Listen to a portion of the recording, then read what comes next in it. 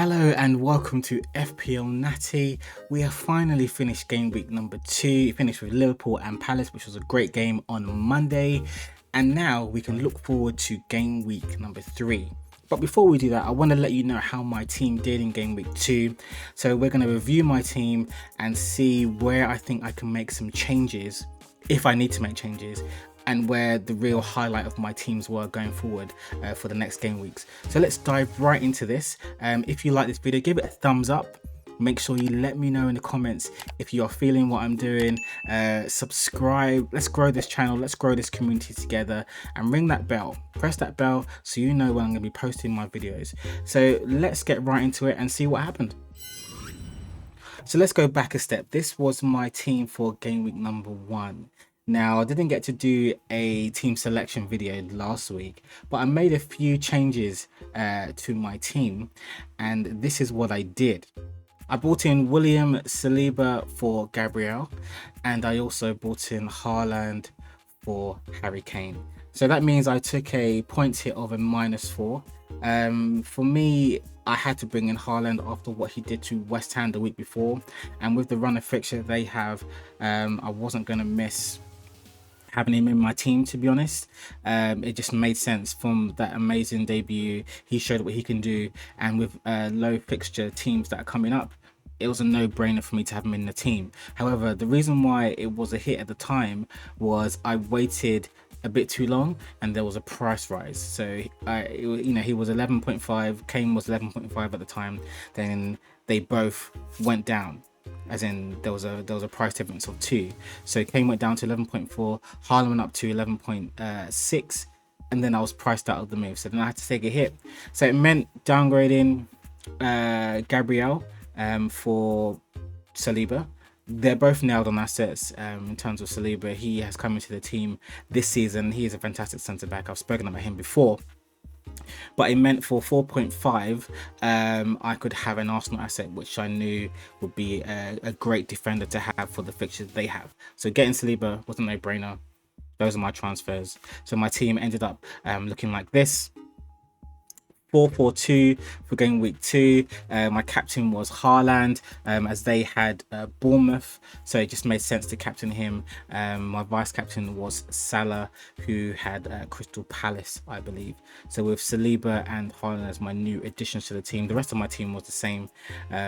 None of my bench players played this week, and my points that I ended up with was 65. As you can see on the screen there, I rose up to 3,659,020, which seems like a low score, but it's early days. But I'm just grateful for the green arrow that I got on that bit. So 65 was much better than the average score that was happening, so I'm fairly pleased with how my team has performed this week. But let's dive, let's dive a little bit deeper into some of these players and how I think they performed on an individual basis. So with Raya, oh my gosh, I'm wearing my Man United hat right now, but that's because my hair's a mess. But in general, Man United were absolutely terrible.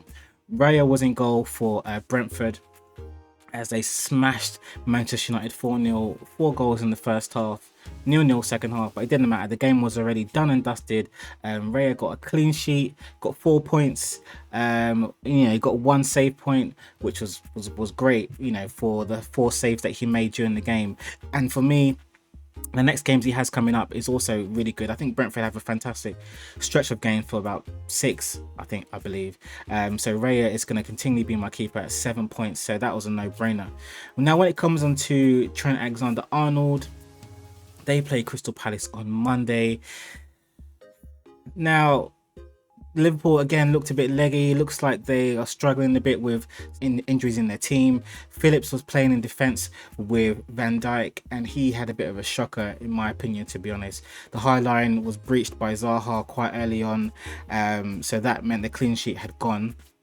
But what I'm grateful for, that he got a bonus point, and that was for the crosses that he did and the chances that he created for his teammates. Once there was the red card for Nunez, it meant that Trent was pushed, like, I think he was almost in central midfield, like a number 10 role. So it meant that he was able to get a bonus point. So 3, which isn't amazing, but at least it wasn't it wasn't 2, for example. James, he done very, very good for me. I'm very, very happy with what he did against Spurs. That was a fantastic game. It was a 2-2 draw that they had there with a last minute goal from Harry Kane. And as we saw the fight between, well, it wasn't a fight, it's more handbags between Conte and Tuchel on the touchline. I thought that's hilarious, but it's great. I think James coming through with those 7 points in a team that conceded 2, and he got a yellow. I think that's fantastic, and that's because he got a goal. And for me, he's always a threat in that team. Currently, Chelsea are playing a back 3 system with the wing backs, and Reece James was starting as one of the right-sided centre backs, and he seems quite nailed on at the minute, particularly with Chilwell out. I know they play on kind of opposite sides of the pitch, but you've got also Azpilicueta and Thiago, and there's a lot of other players in that team that aren't in and out of the team due to age and injuries and stuff like that. But whilst James is injury free, he is definitely going to be in the team. And with the next few games that Chelsea have, they've got Leeds next, and Leicester and Southampton. So with those 3 teams that are coming up next, I believe James is definitely going to return some fantastic assets, and that's why I'm going to keep him in my team. It just makes complete sense. And moving on to Walker, Manchester City are looking fantastic right now. They've won 2 out of 2. There's been no goals scored against them. Walker yet again walks away with a clean sheet after a 4-0 win. And to be honest, he's quite an easy way to have a Manchester City asset at only 5 million. He's still very, very low ownership in terms of FPL. So I'm going to continue to have him in my team. I know that you can have more expensive assets like Diaz or Cancelo, but I don't have the money to bring them in, and I'll have to make too many changes. And I know that Cancelo did get I think either a goal on or assist this weekend, but I'm okay with that, knowing that I can, put money into other places in my team and stick with the 5 million asset I have in Walker. The only problem I have with him that he doesn't really get much more than a clean sheet, which I'm not complaining about, but he doesn't give you assists or goals. He just gives you a clean sheet bonus and plays 90 minutes. So for now, I will keep that on hand for now, but I can't be adding another 2 million for a Cancelo, for example, because at the moment I just can't really afford it. Now moving on to Saliba, he was the only one, well, apart from really Trent, in my defense that kind of was disappointing, and that was purely because of the own goal that he did. It was basically a goal that any striker would be proud of. A deft touch header that curled past Ramsdale into his own net. Any defender can make that mistake, and that's what sometimes a lot of defenders will just make an error like that, maybe once in a season or 2, and so I'm not too fussed about that. It did give me a -1, but I'm not worried because of the fixtures that Arsenal have coming up, including Man United, who they have coming up. I know that Saliba and the Arsenal defense will bring fantastic points. They have a very, very good fixture run, and I know that on the clean sheets, they will definitely get clean sheets in the future, and I'm definitely going to be keeping him in my squad because he's a solid defender. He's a good asset to have, and yeah, he only costs 4.5 million, as I mentioned previously, so he's definitely not coming out. Someone who is most likely going to be coming out is Leon Bailey from Aston Villa. I think it's about time that I sold him. As I spoke to you guys about before, having flair players, particularly in that Aston Villa team, is always going to be a bit of a risk, a minute's risk. And as we saw, he didn't start. So I really can't have someone who I have as a first team player in the formation that I play not playing. And as Gerard was saying, he is struggling to nail down his best 11 at the moment and his formation. So Bailey, where he is playing right now, isn't a natural fit in that narrow setup that they showed against Everton. So I don't know how they're going to line up for their future games, but I think that Bailey is probably one of those players that I'm going to be looking to move on in this game week. Yeah, I think it's time for my Jamaican brother to go. Now moving on to Mohamed Salah, and he wasn't amazing. to be honest. That could be to do with how they line up with Nunes in the middle. I mentioned this before. When Nunes plays, because he plays like a number 9, it means that Salah is more pushed out to the right hand side of the pitch, and is therefore able to provide wing play and assist rather than goals and be a goal threat like he was in previous seasons with Firmino there. But now that red card has happened to Nunes, I don't know how they're going to set up. It could be a case of Salah moving more inside, or well, they don't really have anyone else. Firmino's out injured at the minute, Jota's out injured, so there isn't really anyone else up front to play that middle kind of role. So it could be a case of Salah moving into the middle for the next 3 or 4 game weeks, and then bringing on another player to play more on the wing. They have other players too, like Elliot was doing that a lot for the game as well. So it really does depend on how Liverpool set up, but I am thinking about swapping him out for Kevin De Bruyne. I think that Kevin De Bruyne is looking amazing. He is expensive, but that is something I'm thinking about for not only this game week, for going forwards, just so I can see how Liverpool play for a little while without having Salah in my team, and just be a bit of a differential. But we'll see how that goes. I'm not really sure about that one yet. Another person I'm not really sure about is Bowen. Bowen, 2 games now, 2 points. And again, he's 8.5 million in my team, and I don't know how much longer I can keep him in my team. I don't think it will be many weeks left, if not this week, before I transfer him out. I'm looking at Martinelli, I'm looking at Kulusevski, possibly Foden, but he's a minutes risk. But yeah, Martinelli and Kulusevski are the 2 that I'm definitely looking at for replacing Bowen. So I'm not too sure. West Ham's next 3 games are Brighton, Villa, and they have Spurs. Can they get points against all 3? Yes, they can. But West Ham being, that team that plays like between 7th and 10th, those are difficult fixtures for them to play. So I'm not really sure. And where Bowen plays in this position, he's not really as involved as he is last season. I don't know whether that's to do with Benrahma or Antonio, or just the formation's a bit different. And I don't want to miss out on selling him before he might have a potential points drop. That is the worst thing, to have a player that is devalued in my team that I'm trying to sell on. So I might preempt that by moving him on before that happens. So we'll have to watch this space. But he gave me 2 points. So with that, I think he might have to leave my team. But one person who I'm keeping in my team is Luis Diaz. Jeez. Go back on Match of the Day and watch his goal that he done on Monday against Crystal Palace. He went past about 5 different men and scored.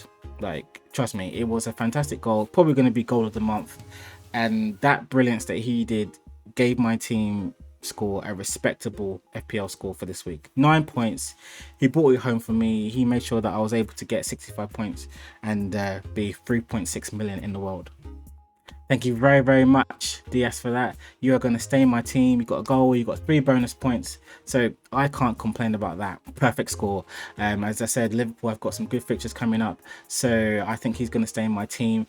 He falls in the £8 million mark. I keep speaking about this £8 million mark because there are some key players that fit into that, but Luis Diaz is one of those who's going to definitely stay in my squad. Also, who's staying in is Gabriel Jesus, and I don't know why over 400,000 of you offloaded him before this game week, because he got 19 points. Okay, 2 goals and 2 assists. The first goal he scored was amazing, a fantastic curler in the top corner. Then he got a header, and as I said, he got 2 assists. And his next games are pretty much easy for him to score against. He's got Bournemouth, Fulham, and Aston Villa next. So for me, it makes sense that he stays in my team, possibly as a captain. He could be a great captain pick alongside who I may transfer out in the midfield, or even a Haaland.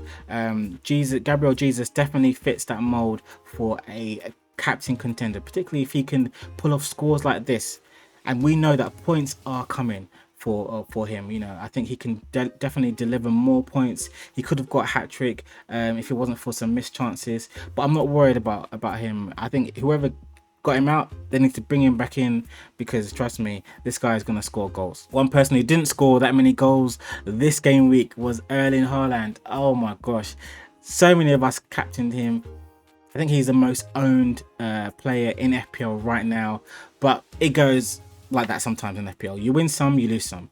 As I said before, I bought him in for Kane, but Kane outscored him by 3 points. And not only that, Haaland had 8 touches in the game. 8 touches in the whole of, I think he played what, 75, 80 minutes? 8 touches, not good enough in terms of how Man City play, but they're getting used to him. This is what Pep Guardiola had to say. Phil Foden didn't see him, Erling Haaland, so he has to pass the ball. Now you have to know that Erling will be there all the time. In this kind of situation, you arrive at the byline, Erling will be there. In the past, maybe with a false 9 or other players, maybe not. But this time, Erling will be there. That tells me that no matter what, Erling Haaland will be in that centre, and those wing players, those creative technical players that they have, Gundogan, Bernardo Silva, who's still at the club, Foden, Grealish, Mahrez, those are 5 players that play around the penalty box area that have to pass the ball to Erling Haaland. The manager has said it, they listen and respect Pep so much, so you just know that going forwards, Erling Haaland will be scoring more and more goals. I'm not worried about him. He is definitely, I can say this, he is fixture proof at this point. I'm going to stick by him because the games that they have are too easy to miss. And I think a lot of people are really realizing that, because his price now has risen to 11.7 million in 2 game weeks. That is a crazy price fall. I don't know where he's going to finish before like game week 8 or something. I think he's just going to keep going up. I think he's fantastic. Erling Haaland is definitely going to be staying in my squad for the foreseeable future. He is a fantastic striker, and I know that going forward with the games that they have, he is definitely going to score goals for my team. Moving on to my subs now, let's start with Ward. I was watching him for Leicester, and to be honest, he is not very good on crosses and set pieces. However, he is a very good shot stopper. He did stop a lot of the Gabriel Jesus chances, which is what I was explaining to you about earlier. And over time, I might rotate him with Raya depending on the fixtures, but that won't be for the next few because Leicester have, some difficult games that are coming up. But I'll keep him on my bench. He's cheap. He only got 1 point this week, but that's fine. But I'll look to see if I can switch him out with Raya depending on what games are being played. Now moving on to Andreas, he currently has an injury caution against his name, a yellow flag against his name, but I'm not too worried about that. He won't be coming into my team just yet, as I'm going to play with a 4-4-2, or this week I might revert to a 5-3-3, but we'll discuss that in another video.